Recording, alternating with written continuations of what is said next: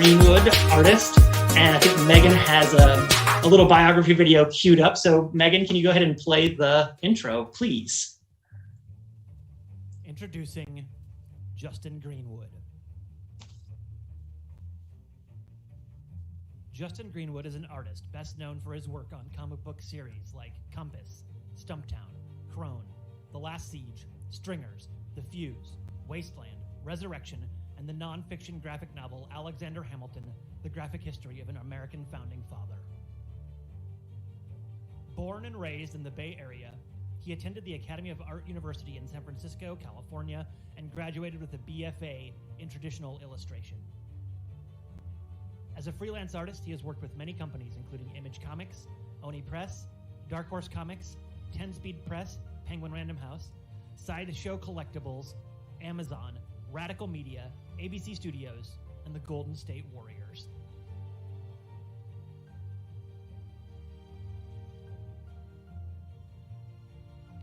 It is our absolute honor to introduce Justin Greenwood. Yeah. Boom, boom, All right. boom, boom. Yes. I tried to get the hype there. So this is Justin Greenwood with us today. Just talk a little bit about what I'm hoping to do. We'll have a little bit of conversation, try to talk about some of Justin's work. But if you have any questions on YouTube or on Facebook, please put them in the chat box, and our moderators will kick them over to us here. And if you have questions and you're here in the Zoom room, go ahead and do the same thing. Before we start, I just want to say thank you to all of the folks who helped put this together. So that's Jameson, Megan, Lisa, Caitlin, especially Mandy, who jumped on at the last minute. And a big shout out to Addie, who put together the grant that got us the money so that we could bring all these artists in this month. So thank you to all of them. And again, just put your questions in the chat, and I'll relay them as they come in. But I guess we could just start. The first question I have is just if you could walk us through your origin story a bit. Was there a specific moment or source of inspiration that spurred you to be an artist? Yeah, well, thank you very much. Let's see, how did I get started being an artist? You know, my father was an artist, so I got that inspiration and a lot of that influence from the beginning. He was very encouraging to always draw, and I think he recognized that I had some talent, and he would say, I really think you should be, considering doing this for a living. And I think he was always adamant that if you had a job that you really loved, it didn't feel like work. And I took that to heart. And I think it took a little while to get to that point where I felt ready to do this as a job. But once I committed to it, I've loved it ever since. Like, it's been a pretty amazing journey. I don't know. I'm trying to think of what point I really made that turn, but I think sometime in my 20s, I felt like, man, I sure enjoy drawing. And if I can find a way to really if I can really do the thing I love the most, which at that point was comics, I think I would be really happy. So I committed to going to art school, and I made comics my major, although I technically was traditional illustration at that time. They kind of learned everything. And I felt like I'll just learn about all the stuff. And if I still feel like doing comics by the end of this, then that's what I'm going to try and do. So that's how things work out for me. What kind of art did your father do? He did custom paint and pinstriping on cars. Okay, cool. He could draw traditionally really well also, but he did like flames and pinstriping. In fact, this on my shirt is his pinstriping too, from like they did a t-shirt. This company had him do it on there. But yeah, okay, that's awesome. Yeah. So he must be like, comics don't seem too far from that in the way they might from like I don't know, more plastic arts, some of the like fine arts. So yeah, and I think I don't think he cared what art I was into so long as I was enjoying it, right? Like, even I don't think he enjoyed comics. Like, I remember, I'd probably talk his ear off about some X-Men book that I thought was really cool, and he would patiently listen, but I don't think he never really cared about it. But he was excited that I was excited about it. And I think he just encouraged, if you have that sort of passion about something, that you should really, really jump in with both feet, Yeah. You mentioned you went to art school. You attended the Academy of Art University in San Francisco, correct? Yeah. What impact did art school have on you as an artist or on your career? I mean, the number one thing for me was all the practice, because I like to draw, and I would draw on my own separate of school, but I think being forced to draw constantly and draw things that you're not comfortable with and really push you outside of what you're used to doing was really useful and helpful for me.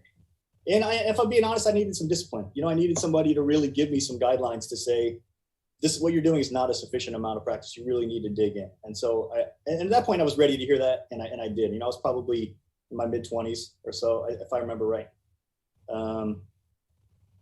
Yeah, I mean, I just think being in a room with a bunch of people who were all the, you know, it's like when you're in a school, you're in high school or something, and you might be the best person who can draw in that room. That's cool.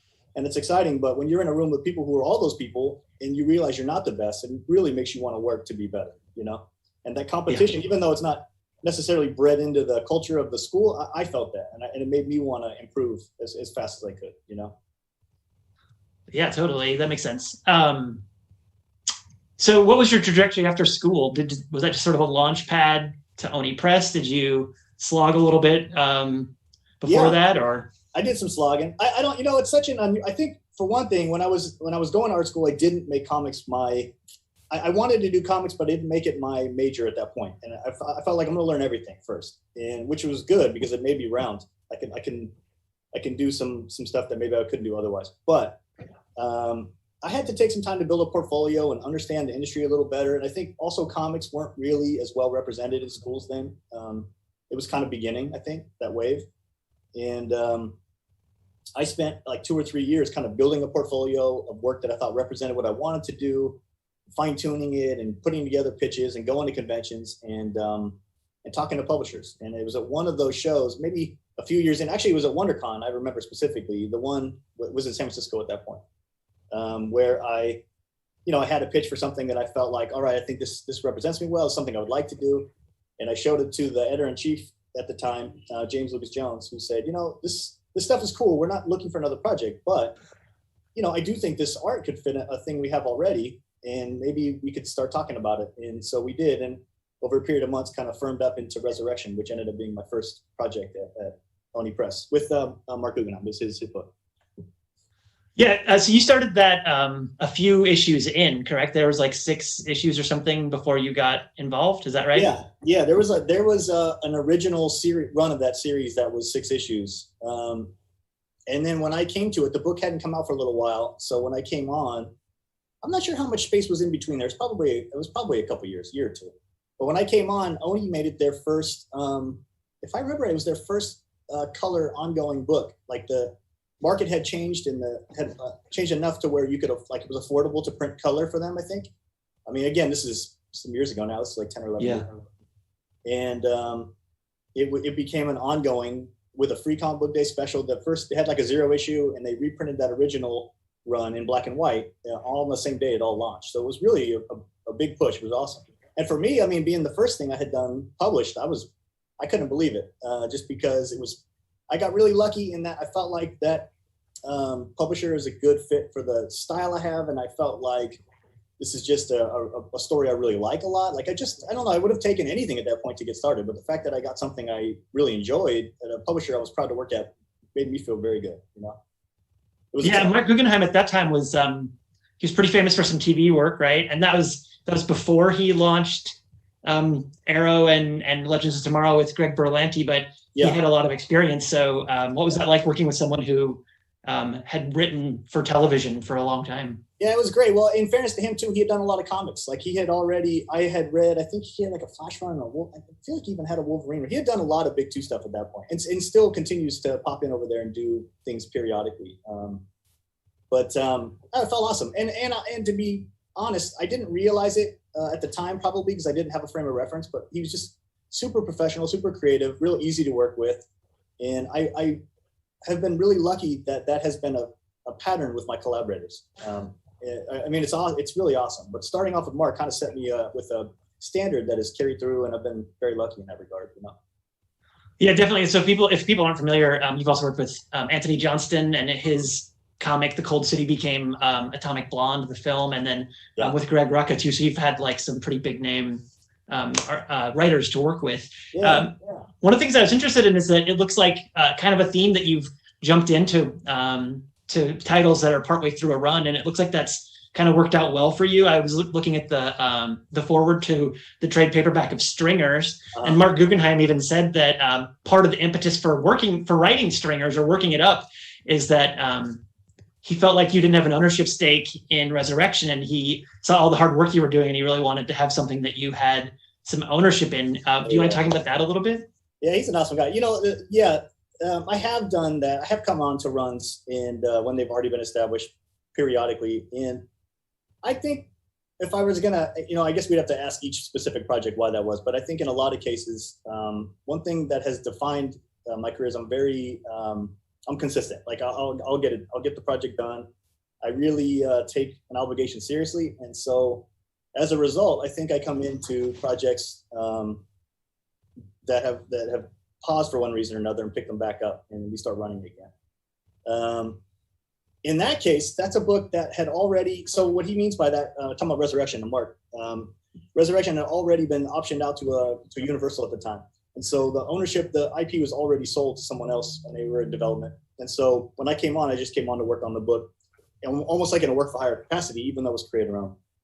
And so when we launched Stringers, it was my first shot at something kind of building from the ground up and creating a story from scratch. That I came onto that book as, the universe is already established. I just came on and started working on it with them, if that makes sense. So. Yeah.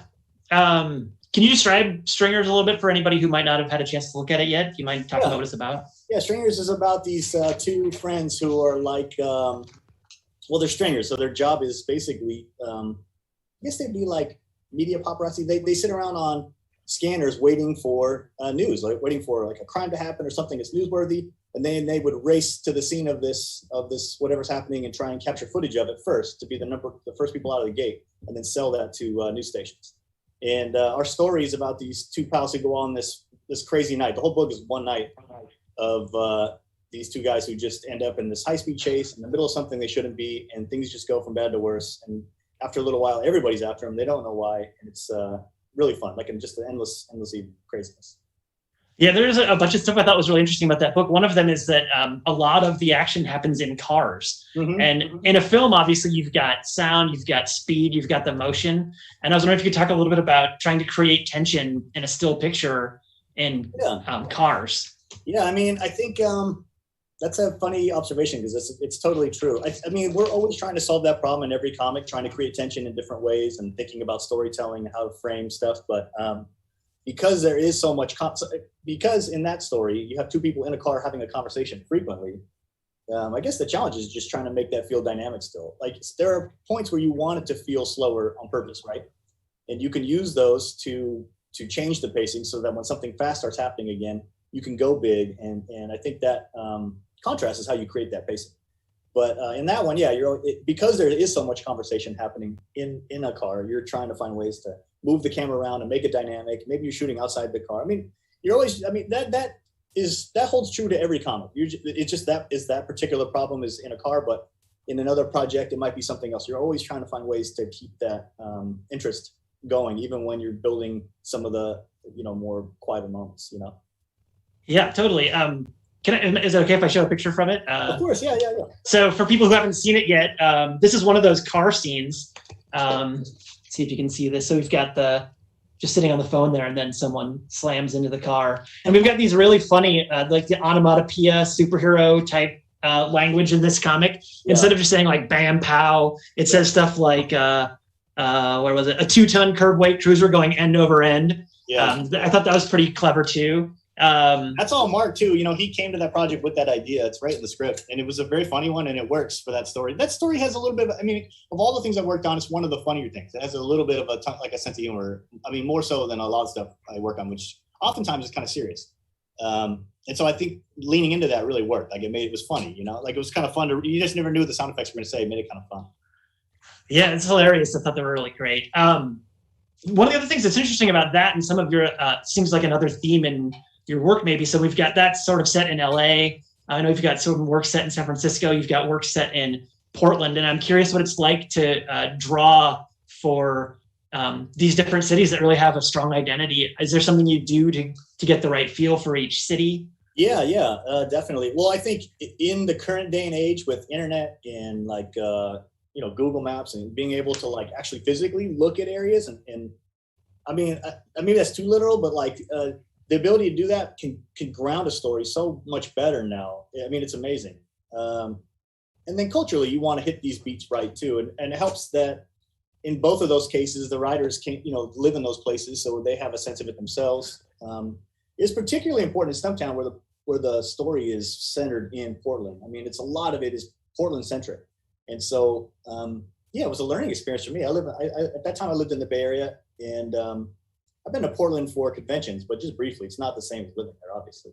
And like I'm thinking about volume 3, where it's very, it's the stories about centers around soccer and that culture. Yeah. It's just another world that you have to fall into and learn about. And I found that process really fun. In fact, I was in Portland. This is maybe a total aside, but I was in Portland for an Image Expo one year when we were announcing The Last Siege, and we were busing from one location to another. And I was looking out the window and I thought, God, it looks so much like this parking garage we used for reference in this. We staged the scene there. And I found it by looking around on Google Maps, looking around the stadium, looking like, okay, if they parked, where might they go? What's a good setting that's believable? And then I saw it in life and I thought, well, if that were true, then this Ivy building would have to be over here. And then I see the Ivy building. I'm like, oh my God, that must mean we're near the stadium. And then the stadium's there. And I'm like, this is crazy because I've never been here, but I feel as if I'm feeling the strangest nostalgia in just being around it again, Yeah.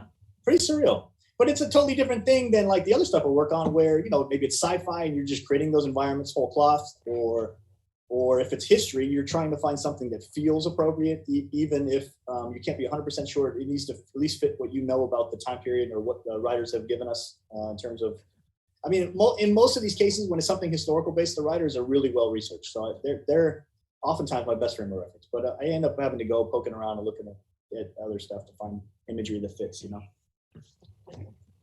Yeah. How did you come to work with Anthony Johnston? Yeah, so I can't remember the timing exactly, but when sometime about halfway through Stringers, we had a pause, and Wasteland had a pause also unrelated, and Oni had asked me if I'd be willing to jump over and work on an arc. And I read the book, so I was like, yeah, this would be awesome. And that's also true of a lot of things I worked on. Is I was a fan of those series. So Wasteland was this incredible, sprawling. I think it ended up being 60 issues when it was done. This totally awesome book, and they were about at the halfway point.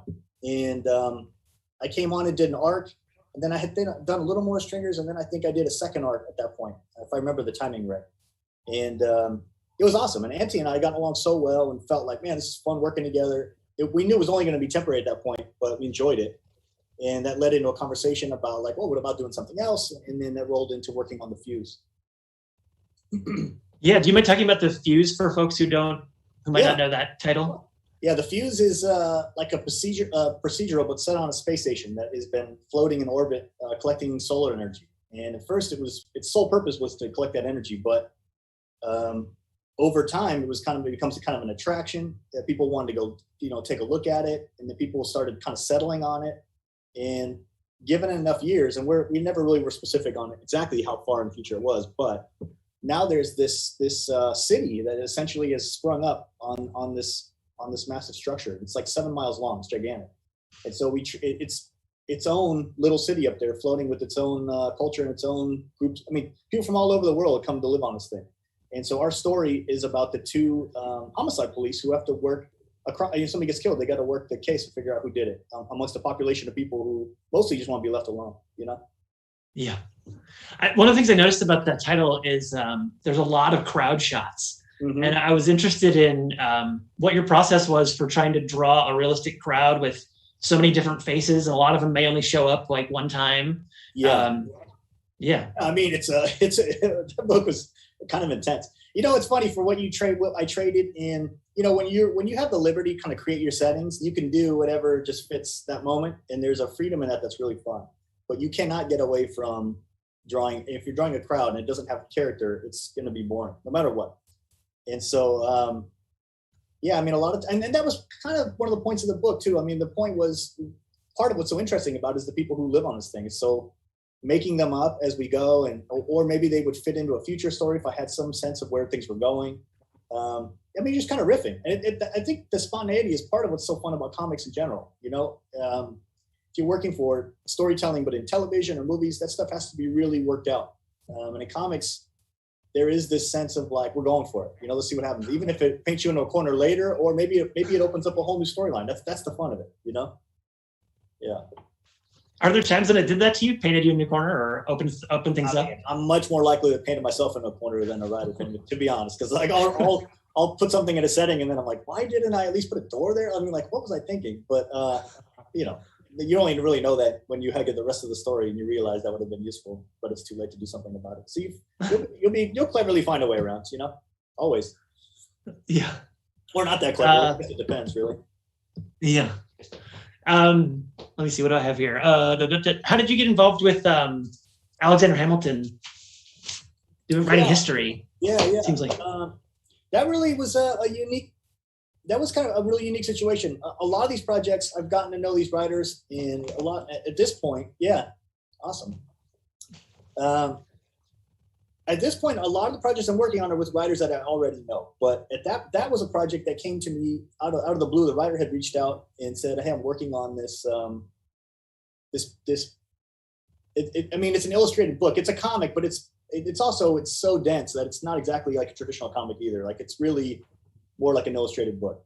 And although it is, in fairness, there are a lot of sequentials in it. But you know, he had reached out and said, "Hey, I'm working on this book about Alexander Hamilton. It's kind of more involved look at, like, for fans of the musical, it's something that would go a little deeper than that, and kind of flesh out that world a little bit more. And you know, would you be interested in working on this?"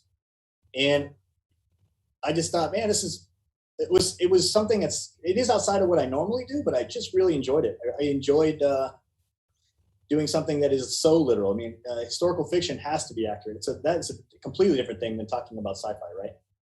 Yeah, but it was a lot of fun. And to Jonathan's credit, the writer, he was so well researched that like every page came with reference, and I mean, he really that project could have been nightmarish if he hadn't been so diligent. But he was great. He's a good writer, and it was really well researched, and so it made working on the project much easier. It was a lot of fun.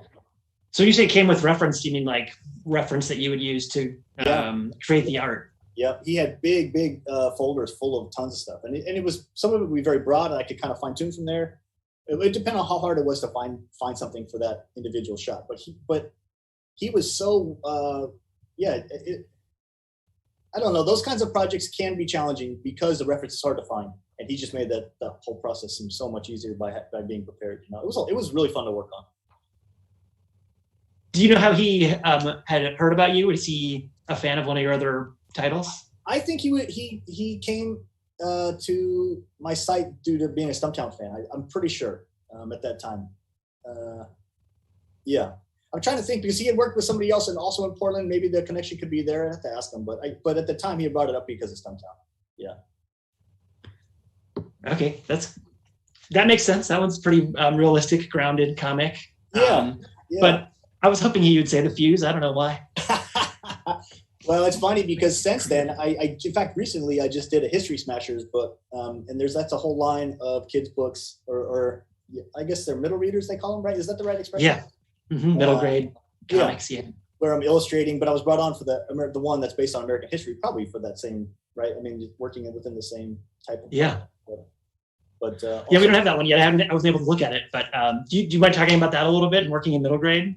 Yeah, I mean, again, totally different than comics in the sense that for this one, they really were just like spot illustrations. And I think having, kids that age working on this kind of stuff is extra fun for me now, because they really will read it and enjoy it, you know? And between, obviously with the Alexander Hamilton connection, my kids they have a little extra interest in history to begin with. So getting that offer is like, oh man, that would be awesome. I really would enjoy it.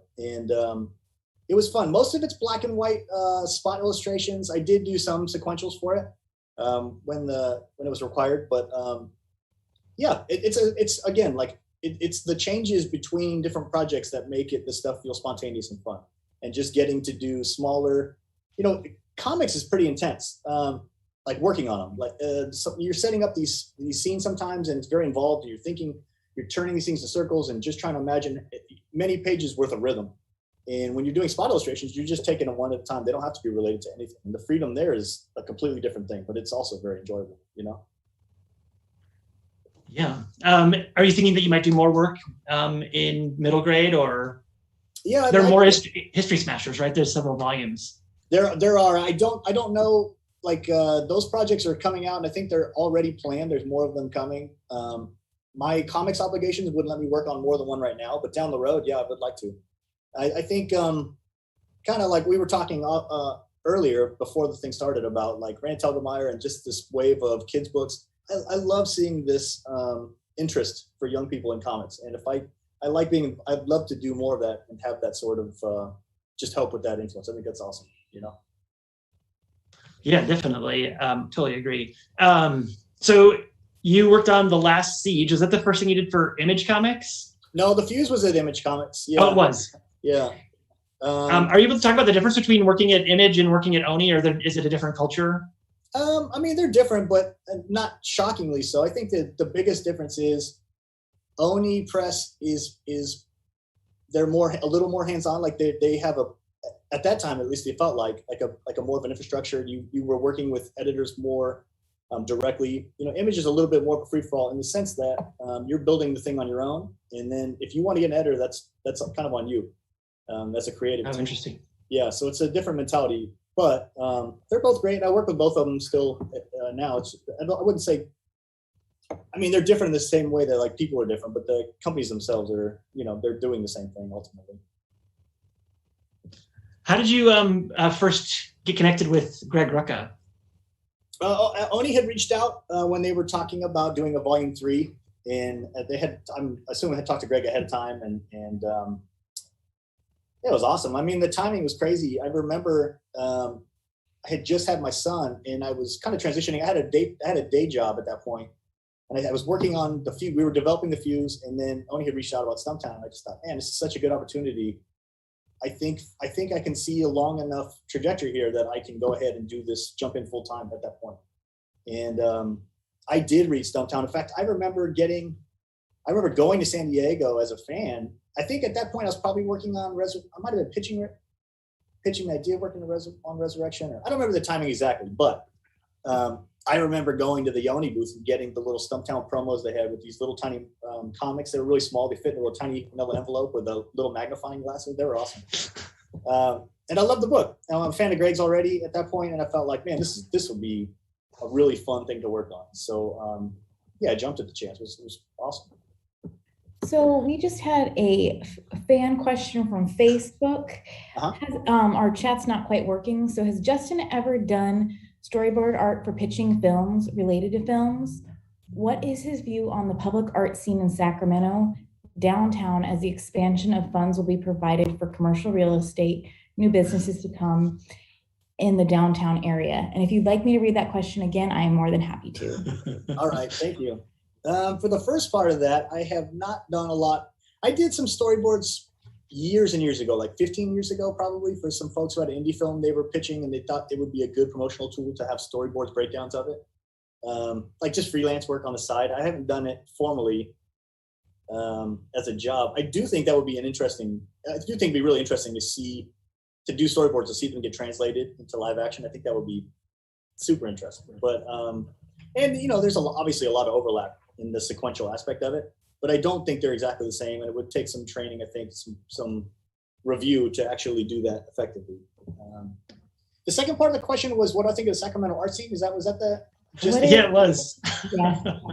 Yeah, I mean, I've only lived here now for maybe 4 years, and I feel like COVID has been, at this point, I can barely remember time before COVID.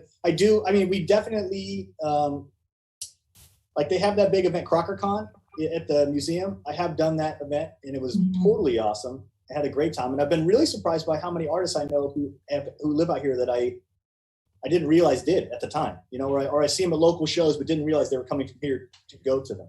But I mean, if I'm being totally honest, comics is such an insular little world that like I'm working on my own in my little studio. I don't get out as often as I'd like to, and I don't have a very good grasp of what the art scene is like, just related to the comics aspect of it, you know. But I would like to know more. Maybe when the world comes back to complete normal, we can get out there and see what's going on. That's awesome. There's definitely some cons coming up. So yeah. We had another question from an attendee who just wants to know, in your opinion, who would win, Aquaman or Batman? Oh my God. I have a hard time taking Aquaman seriously at all. So I guess I would choose Batman. I've always found that character so ridiculous.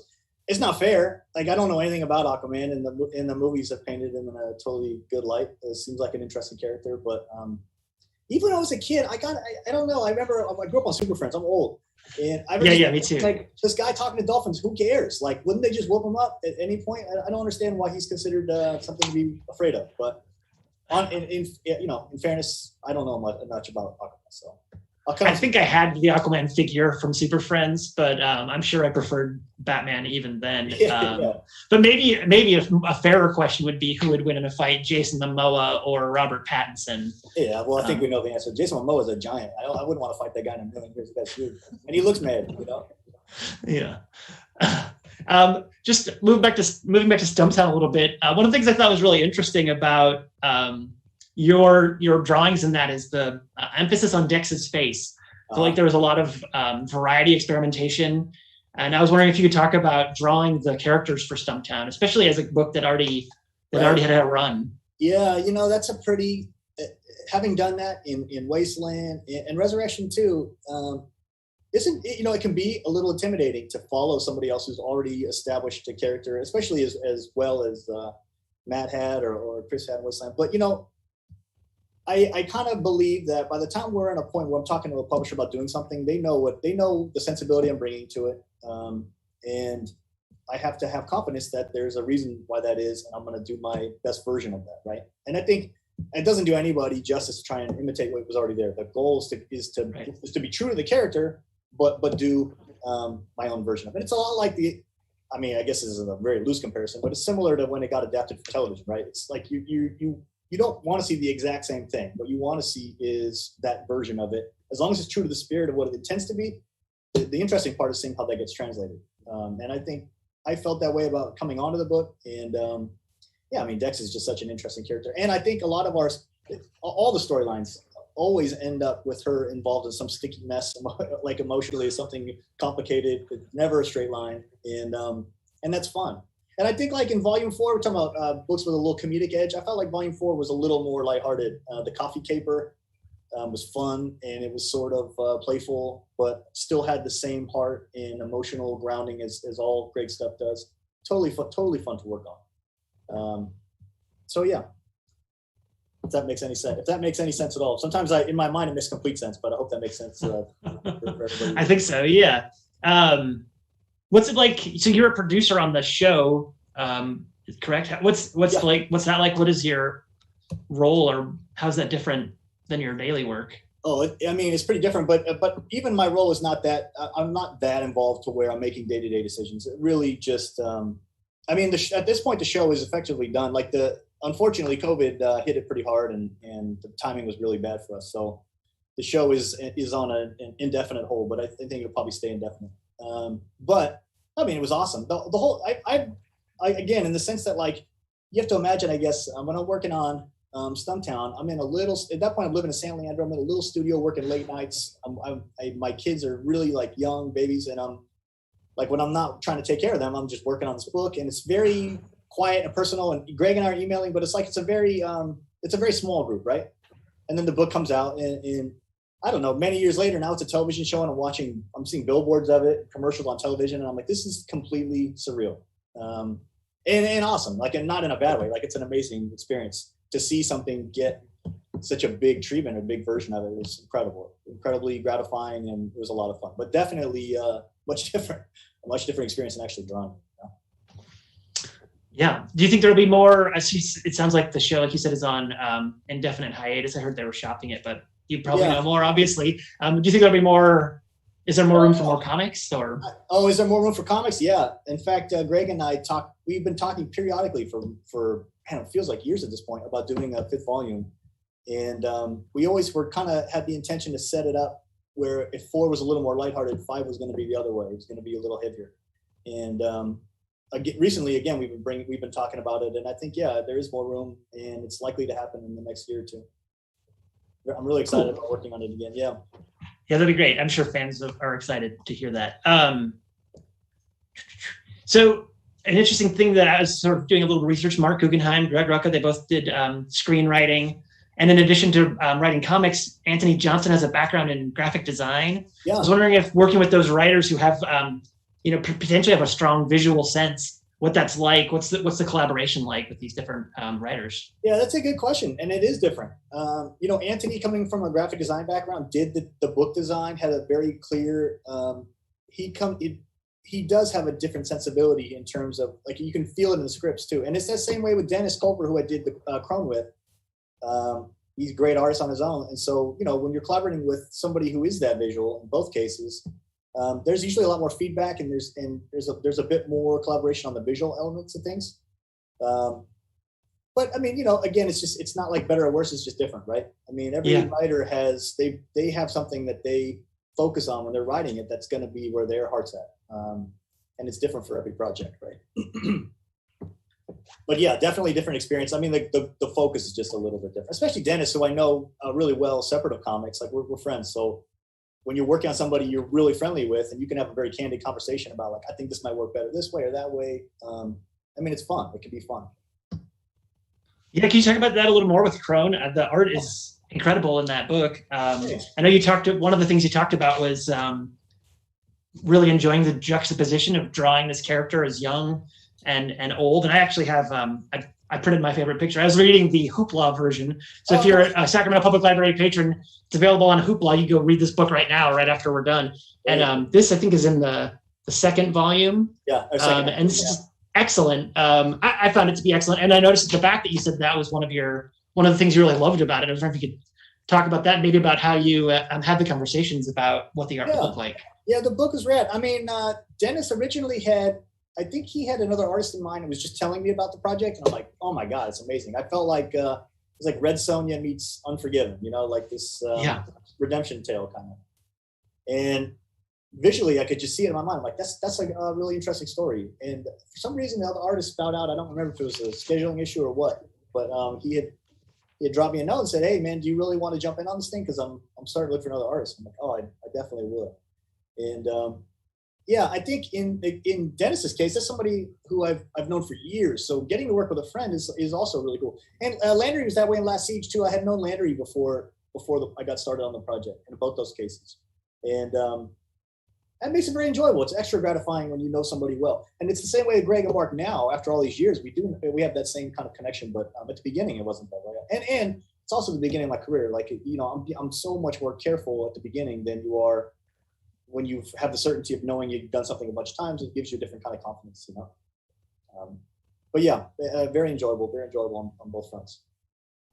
So you just described Crone as Red Sonja meets Unforgiven, which is a perfect encapsulation. So if people haven't read it, it's exactly that. It's sort of that, not sorcery, but this, sword action Conan, Red Sonja, but as an old woman. So there's flashbacks and then we see some of the present day. And then Compass, if I may be so bold as it for my elevator pitch, sort of like an Indiana Jones, if it were set in the 13th century and Dr. Jones were a Muslim woman. Yes.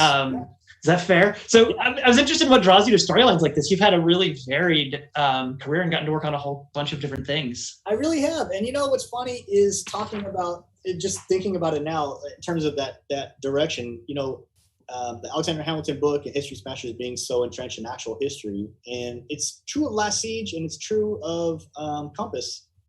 And even Crone to an extent, and the fact that it has the same feeling of age without obviously being too literal. But I didn't plan it that way, but it has worked out that way this last few years. And I think I enjoy finding out more. I enjoy finding something unique about every project I'm working on. And so I think after doing sci-fi and PI story, it was fun to go and do something that was more on the history side of things. And then with Crone was fantasy.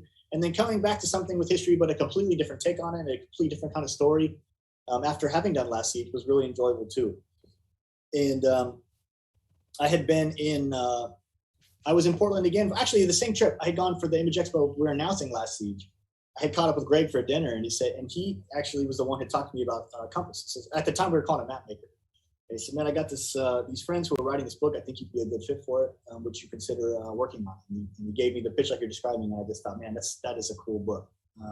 And it's something that is kind of familiar in the sense that like, there's a lot of pulpy Indiana Jones type stories, but I think Shahi's a really unique character. The book has a different flavor than a lot of those. And I think was talking about this recently with somebody else, but the thing that I like about the book the most is every issue is a surprise. I really feel like when I go from issue to issue, at least getting the scripts, I had no idea where the thing was heading. I knew where it was going in the end, but how we were going to get there was pretty open, at least on my side of things.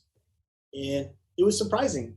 Every time I was just like, man, I did not see this coming, and this is a really cool take on this, you know? So yeah, totally cool book. That one's actually coming out now. So all the other things we had talked about are done, and you can check out the collections of them. But Compass is coming out as issues right now. So I think issue 3 comes out next week, and it's a 5-issue series. Okay, cool. So go get that. Yeah, put it on your pull list. Yeah. You said that the book was surprising when you were reading the script. Does that impact your work on the art side when you're getting surprised constantly? Yeah, I think it does. And it's exciting. You know, the unexpected quality. If everything you get is expected, it's pretty boring. And it's that way as a reader too, to be honest. If you read something new, I know where this is heading. I mean, you've watched movies and had that same feeling, right? Where you're like, I get this. It's boring. But it's especially, I feel like comic books, I don't know, it's more personal in some ways. You're reading a book, you're just there reading it, and like you're soaking it up. And when it surprises you, it feels extra exciting. I don't know. Maybe that's something, but that's what I love about comics. And yeah, it's incredible. Issue 3 starts off in a place that I just didn't expect. And just I'm looking at this cover thinking about it, but like, man, I remember reading the script and just being like, oh wow, I did not see this coming at all. And I mean, I don't want to spoil it, but I just think that for me is some of the fun of it. And if it were always the same and expected, I don't think you can stick it out this long. I mean, comics is so much work, man. You're spending a month working on a single issue of something, and that's if you're on schedule. And you're doing it month after month, you know, for years. If the thing wasn't surprising you or constantly, you know, making you look at it in a different way, I don't think you would enjoy this career. You know, I think part of the fun of it is enjoying taking that ride and seeing where it goes, and then saying, okay, that's a cool idea. What can I do to that visually to make that work to the best of my ability, you know? So yeah, I guess that's a testament to the writers I work with too, because if we weren't working on such interesting projects, I think I would have probably found a different aspect of illustration to work on. But I just love comics so much, and this ride still feels like it's picking up speed, and it's enjoyable, and I don't really want to stop, you know? Before we went live, we were talking about maybe you could show us some of your process or walk us through it a little bit. This seems like we're kind of moving that direction maybe in these conversations anyway. So if you're willing to do that, I'm sure people would be interested to see. Yeah, you bet. So when I get a script, I usually will, the first thing I do is just read it. And I don't try and read it for anything specific, but just kind of get a sense of how it feels when I read it. I try to be mindful of what surprises me when I'm reading it, and just those initial first reactions, and try to hold on to those, because I think ultimately those tend to be the things we push the hardest when it comes to breaking it down. I'll show you what my process looks like. I'm going to share the screen. So this is for, did that pop up for you? Oh, it didn't. Oh, let me see if I can get it to do it again. Oh, here we go. Sorry, that was my fault. How about now? Yeah, thank you. So one of the things I worked on recently was a story in Old Guard. They have been doing this series of Old Guard stories that are like vignettes almost. So every issue has two smaller stories. And so I worked actually with the same creative team as Compass. And as an example, Daniela, who colors Old Guard, also colors Compass. So there was some overlap in that way too. And so when I get the script, once I've kind of read it a number of times and thought about it, and I'll make notes sometimes based on the actual script. By the time I'm done, the script pages themselves look crazy. Like they're just notes and there's ink spots all over it. But when I get to this point, this is when I start doing these comps. So I take like a 8.5 by 11 piece of paper and turn it on its side. And then I just do the two pages the way they're going to spread out when I look at them. Because it's important for me to if I just did them page by page, I wouldn't really get a sense of how the pacing looks next to each other on the page. And that part's pretty important to me. And so I do these they're pretty fast breakdowns. And recently I've kind of, I've been doing a lot of refining at this stage. Like I'll just take once I get what I think is the structure, how the storytelling works, I'll take another piece of paper and light box over it and do kind of more focus on the shapes. So it reads a little more clearly, but also it gives me a better reference for when I get started. I have something that I feel like is more specific. And sometimes these things will look exactly like this or very similar on the finished page. And sometimes I'll make a radical change at the last minute because I say, oh, you know what, there's always something you didn't catch or something you think can be improved upon. But these are what the comps look like from my side of things. And then I'll show you the actual pages. Let me see if I guess I have to stop it and redo it, but I'll show you this is what the line art looks like. So did that one pop up? Yeah. Okay, cool. So these are finished inks. So they don't look radically different. They're just more fleshed out, right? And I try and put better emphasis on the acting and blocking the shapes a little better. And the other thing is too, for me, I really enjoy traditional art. Like I enjoy inking with a brush and a pen. And once I know that the structure is accurate, what's underneath those lines, when I go to start committing with the ink with the ink, it gives me a real sense of freedom too. It allows me to push energy and push shapes that I think are interesting because I know the rest of it works. So I guess it's just a confidence thing in that regard. But this is line art, and then I'll show you the finished one too. So when I'm done with this stage, it goes to the letter and the colorist, and they do their parts. Let me pop that up. All right, that one pop up? Yeah, thank you. Okay, cool. So these are the color pages for that same book. Can you talk about collaborating with a colorist at all? Is there a conversation that happens? Yeah, well, in this case, Daniela already colors Old Guard, so I felt like, in fairness to her, whatever she thinks is appropriate for this story, she's already established that look from the beginning, and I didn't feel like there was much for me to push back on because they already have that world worked out. There's no reason for me to go in there and start changing. But I liked her sensibility already so much that it was like working on Compass was a breeze. I mean, she's super talented. And when she jumped on, she gave that book a really unique look. If you see the black and white pages against the color ones, I mean, she just brings such a richness to it. And I think oftentimes the trouble with historical fiction and comics is people trying to be so literal that it feel a little stagnant or it can be a little dry at times. And what I love about it is she's not hung up on that part. Like I feel like her focus is more on the emotional quality of how things are, and the art reflects that. I think I think having her on that book really brings it to life in a way that I wouldn't be able to do otherwise. She's awesome. Does her coloring inspire your art at all when you've seen like? It does. This is a really odd case because I started drawing this book much earlier than everybody else got started. And I don't remember why, something in the timing of things. I had started this project a while back, like a year and a half ago, 2 years ago. So when she came onto it, it was mostly done at that point. But I had already looked, I'd already looked at her Old Guard stuff and had a sense for what, if I left something open, what she might do with it. And, again, that's only my idea what that is. When I actually saw it in person, I'm like, oh man, this is great. Like, yeah, she's awesome. I mean, she's really good.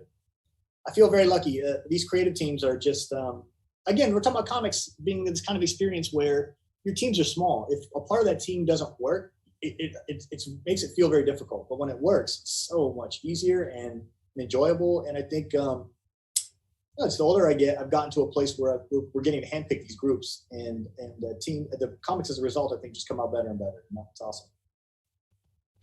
We have a couple questions from folks in the room. We had someone ask if you dream in comics. No, I don't think so. That would be, I mean, just the idea of that would be an interesting comics. Like I think there was an artist who did a book similar to that. It was pretty awesome. Like this manga. I can't remember the name of it though, so I won't try and butcher it, but it was pretty awesome. But no, the answer is no. Although I will say I do dream very visually. And I've often wondered if that is specific to being an artist and thinking visually so often, if not everybody dreams are like that. I kind of doubt that that's true, but man, some of these dreams are out there. Man. I have some real wacky dreams, right? I guess everybody does, probably, but I don't know, man. But the answer to the question is no. I don't dream in comics. Even that name sounds like a cool band or something. Like Dreaming Comics. Yeah.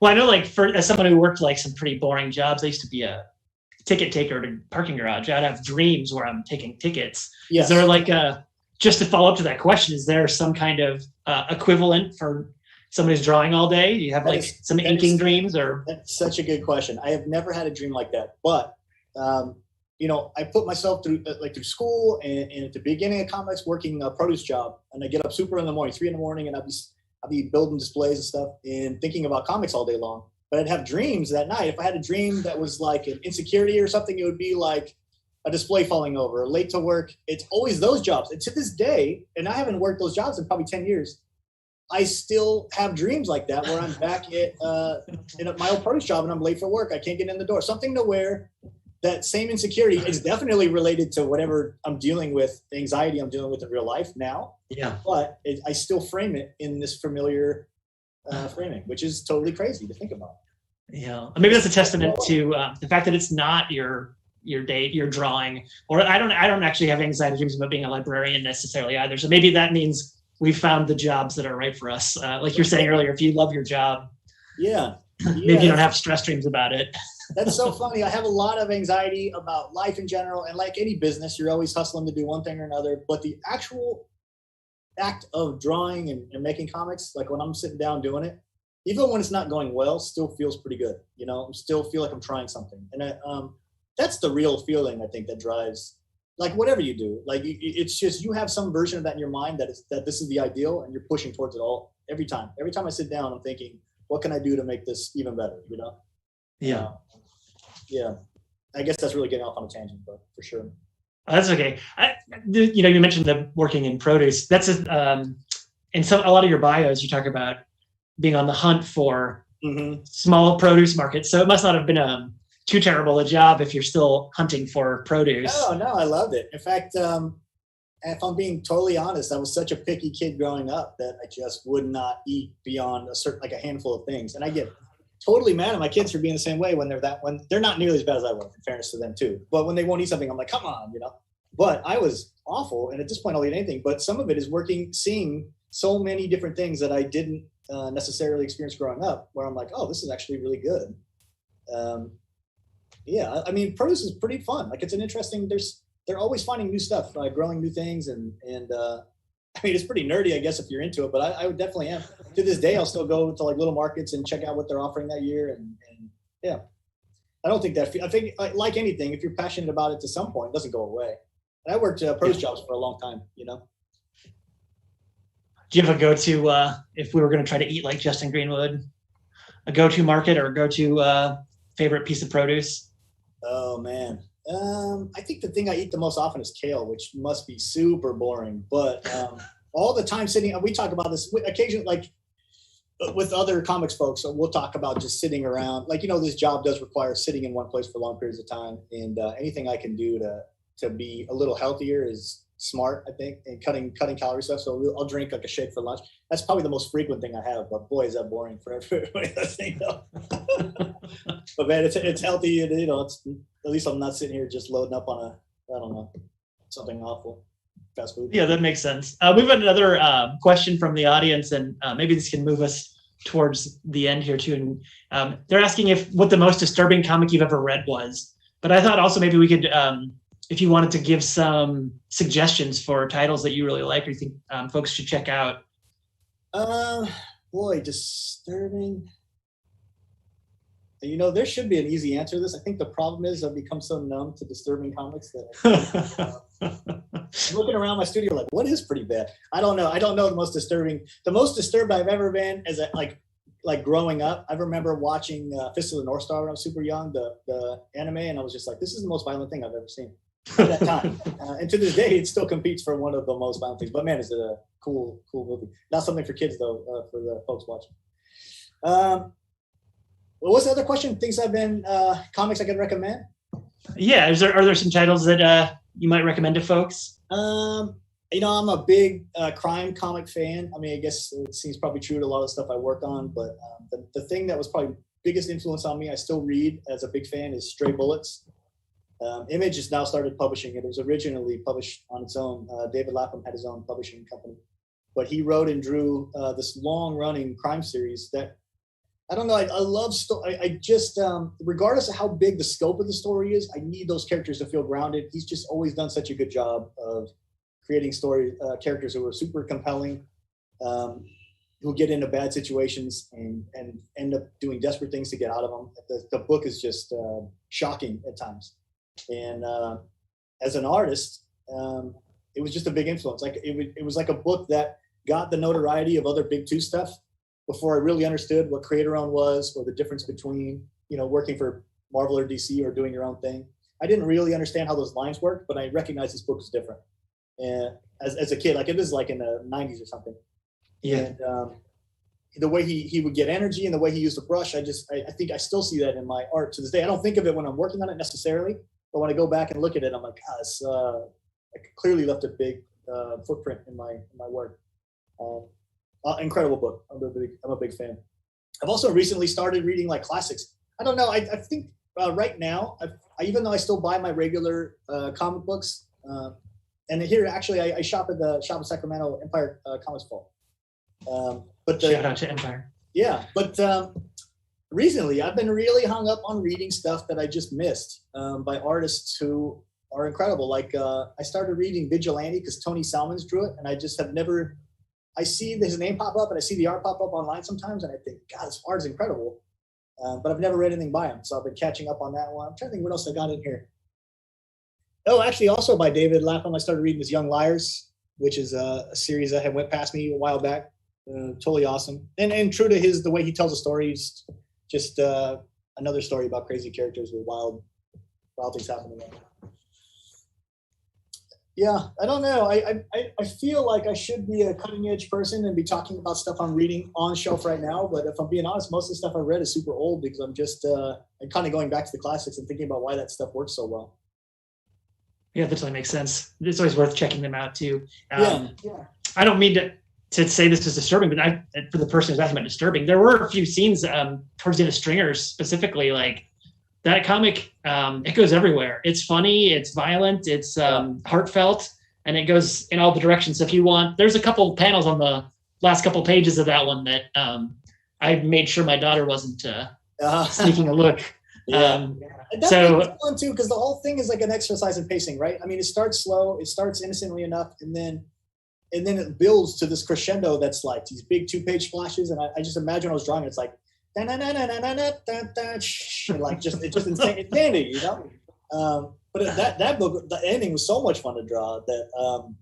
But you don't get that excitement unless you build it that way, right? I mean, it's a sort of an exercise of pacing, and it's the same way when we were looking at comps and talking about how these pages break down. You're always looking at each composition, even the one you show from Stringers where it had 2-page wide. Yeah. I mean, by doing it that way, it slows the pacing down so much. It makes it feel like a still moment, and then it's not a still moment. And I think you're always the fun of it is finding those tricks in a book like Stringers where we had so much room. We weren't held to an individual issue. It did come out in issues later, but when we originally were working on it, it was just meant to be a graphic novel, so we weren't hung up on the 22-page pacing. We were just trying to tell a story from beginning to end that had a really big rhythm, you know. That makes a lot of sense. I was wondering about that at the end where there's the alternate covers and the covers for each comic. And but you're talking about pacing. You've got the back cover layout that was just like all 5 covers were one picture. Yeah. So it feels very puzzled, put together. It was kind of like a nod to that same idea, right? I mean, when it came time to publish it, we had such a long time between when we started and ended it due to just scheduling things that when we went back and looked at it, we thought, you know what, this book actually does break down into 5 pieces pretty well. Let's put it out as a monthly first, and then we'll do the collection. But when the collection got printed, there was no chapter breaks. It was just one long story. No. We're coming close to the 5 o'clock hour. I just wanted to see if there's, we've talked about Compass is coming out. Is there anything else you want to promote that we should be on the lookout for from you? Yeah. Compass is the primary thing that I'm working on and will be coming out over the course of this year. So I think the trade paperback, so the next 3 issues come out once a month, and then the collection will come, I think, it's either December or January. It's towards the end of the year.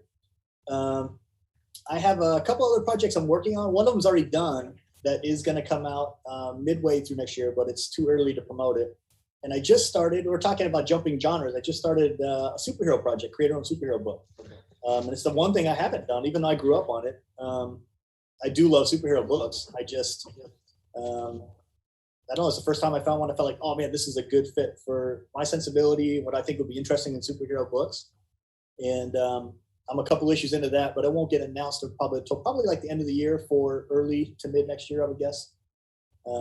It's a little flexible right now, but that's how it looks. Okay. And man, so much fun to go and do something like that where, I don't know, my whole upbringing is sort of based on research for this one thing when you think about it. You know? Yeah, I thought it was interesting. I was going to ask you about that actually. It seems like you've done almost, every classic genre but superhero. So I guess you'll mark that off. It's like the EGOT of comic drawing.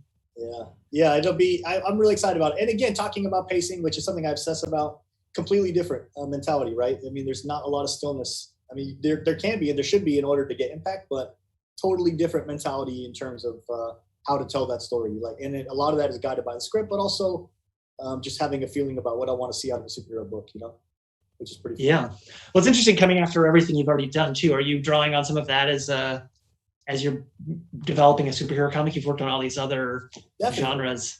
Yeah. I mean, I think every project, has its own focus, and you take something from that. Sometimes it's very technical. Sometimes it's just a feeling or I don't know, when I kind of step away and look at it in its entirety, I'm just like we talked about earlier, coming out of school and being driven. I'm just driven to do better and better stuff. And I feel like every project gets better. Everyone brings something I didn't expect. And that, as I'm doing that, I'm sort of building this wheelhouse to draw from, and every project I think benefits from what came before, but also is its own thing, Yeah, definitely. I don't see any more questions. If anybody haven't and I missed it, please pop it back up. Otherwise, be respectful of everybody's time. And we're at 2 minutes after the hour. So it's been an enjoyable and enlightening conversation with Justin Greenwood. I think we've got nothing left. We do have a couple of more Artist Alley programs coming up. Friday, we're going to have a Find Your Style workshop. You can watch it on Facebook or YouTube, or you can email teen@SAC Library to get the Zoom link. That room will be for teens only. And then on the last Friday of this month, we've got our anime trivia, and we're going to be interviewing 2 artists there. So we've got, for next Friday, it's Samia Salim Faki. And for the last Friday of the month after our anime trivia, come play trivia, stick around and hear a conversation with Samuel Soto Sainz and Nikki Rodriguez. And they'll talk about some of the stuff they've been working on and maybe their experience in art school. So if there are no more questions, I want to give a big thank you to Justin Greenwood. It's very nice to talk to you. Thanks for coming. Likewise. And thanks for having me. Thanks for everybody who are watching. Yeah. Go look for some Justin Greenwood stuff at the library. We've got a bunch of his work on Hoopla, and we'll keep our ears out for your upcoming projects and the announcements. Awesome. Thanks, Nathan. Appreciate it.